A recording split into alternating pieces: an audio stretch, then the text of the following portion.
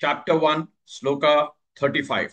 Eta nahantumichhami, eta nahantumichhami, eta nahantumichhami, gnatopi madhusudana, gnatopi madhusudana, gnatopi madhusudana, eta nahantumichhami, gnatopi madhusudana, eta nahantumiच्छामि gnatopi madhusudana eta nahantumiच्छामि gnatopi madhusudana eta nahantumiच्छामि gnatopi madhusudana eta nahantumiच्छामि gnatopi madhusudana अपि त्रैलोक्यराज्यस्य अपि त्रैलोक्यराज्यस्य अपि त्रैलोक्यराज्यस्य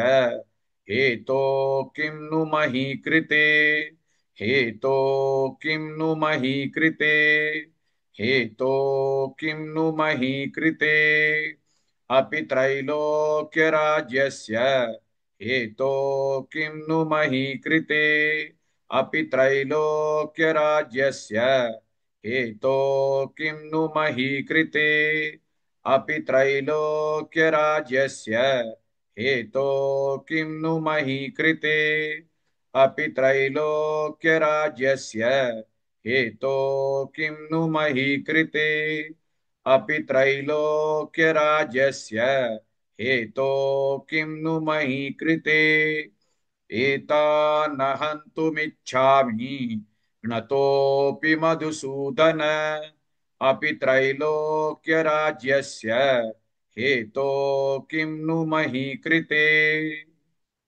Please like and share this video because you could be instrumental in helping someone around the world recite the Srimad Bhagavad Gita, thereby helping them to have a life of unending opulence, victory and prosperity.